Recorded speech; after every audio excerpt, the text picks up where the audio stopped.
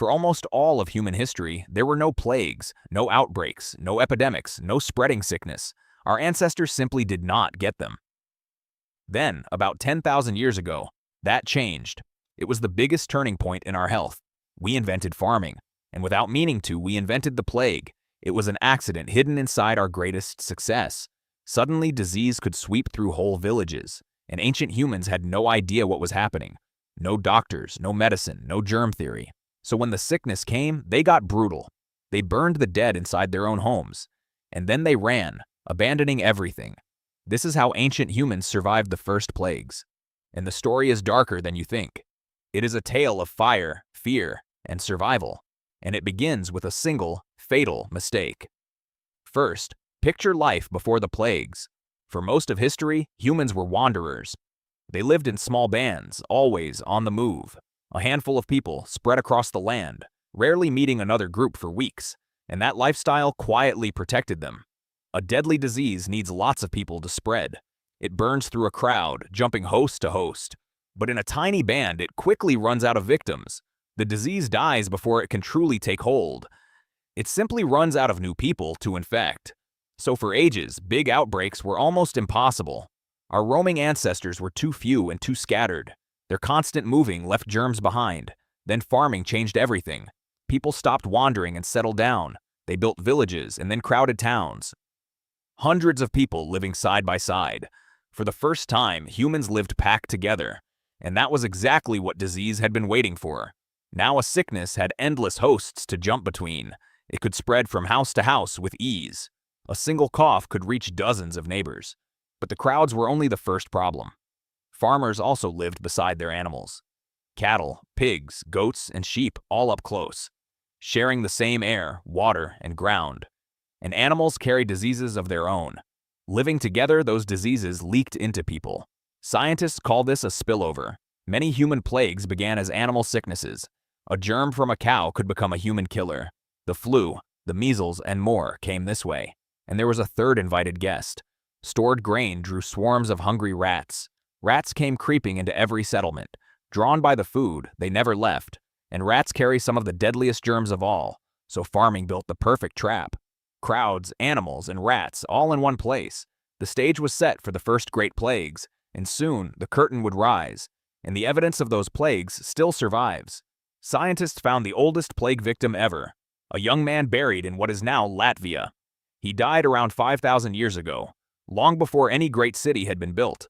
Inside his bones lurked a familiar killer, the earliest known strain of the plague bacteria, the same family that later caused the Black Death. It had already found its way into humans. The age of plagues had quietly begun, but the most chilling clue lies in China, at a site called Mengha, a small farming village 5,000 years old, once an ordinary place full of life. There, archaeologists made a grim discovery, a single house packed with bodies, nearly 100 people crammed inside one room, young and old, piled together, men, women, and children, all at once. They had died too fast to be buried properly. Something had killed the whole village at once, a speed that only a disease could explain. There was no time even to mourn. And then the survivors did something telling. They set the house of the dead on fire. They burned it with all the bodies inside, and they fled the village forever. No one ever came back to live there again. The village became a tomb, sealed by flame. A nearby village shows the very same story. Whole communities wiped out and abandoned. Empty homes left standing in the silence. Imagine the terror behind those choices.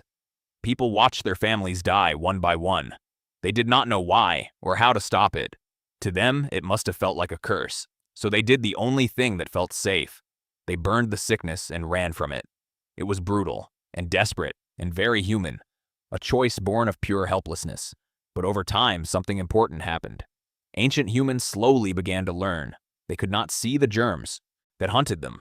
Yet they noticed a simple, deadly pattern. Sickness spread fastest where people were packed tight, and it faded when people stayed apart.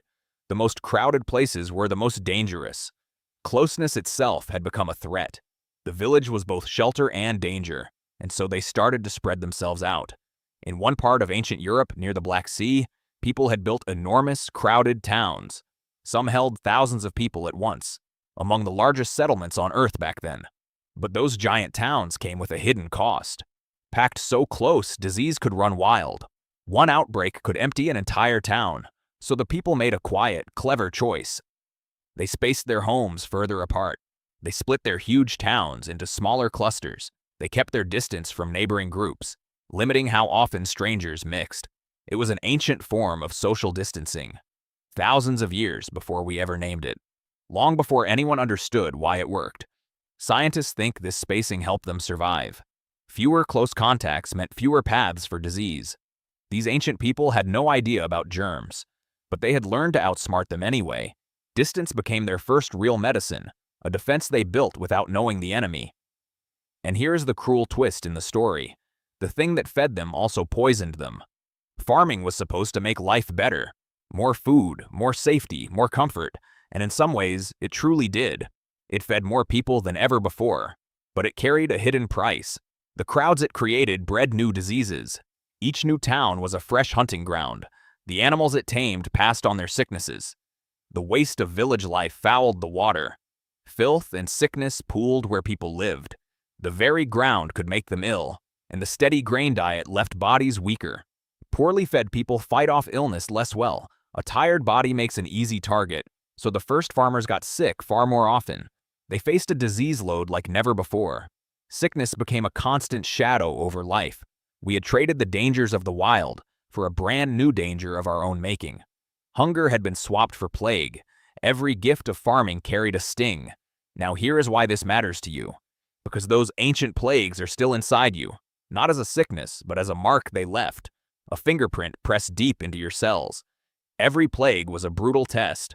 The people who were lucky enough to survive often carried something special in their bodies, a version of a gene that fought the disease better, a tiny edge that meant life instead of death, while the unlucky ones were quietly lost. When the weak were lost, the survivors remained, and only their bloodlines carried on, and they passed those tough genes to their children. Generation by generation, our defenses were reforged. Each plague sharpened the ones that followed. Scientists can see this in our DNA today. Near the end of the farming revolution, human immune genes changed dramatically. They were reshaped by wave after wave of disease, tuned by every outbreak our ancestors faced. Your immune system is the result of that battle.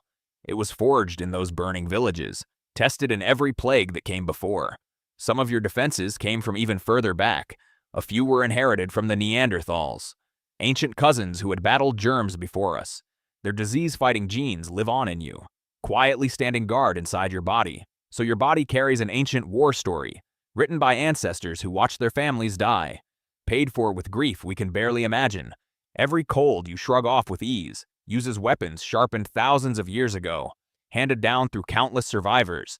The plagues took a terrible toll back then, but they also quietly made us stronger. So step back and see the whole picture. The first plagues were a price we paid for farming, a price paid in fear, fire, and loss, and in villages that simply disappeared. Ancient humans had no medicine to save them, so they fought back the only ways they could, with the few weapons fear could invent. They burned the dead and fled the sickness. They learned to spread out and keep their distance. And they survived the hard and brutal way, through fire, flight, and sheer endurance. Not every village made it through. Many were emptied and never lived in again, but enough people endured to carry on, a stubborn few who would not be erased. Enough survived to become our ancestors, and they handed us more than just their stories. They handed us the bodies that beat the plague, built to fight the germs that killed so many. The next time you fight off a sickness, remember the long war hidden in your blood. Remember the villages that burned to stop it. Remember the fear that drove them to it. Remember the ancestors who refused to vanish. That is how ancient humans survived the first plagues. And a piece of that survival is still you, carried quietly in every breath you take. A quiet victory you never had to win,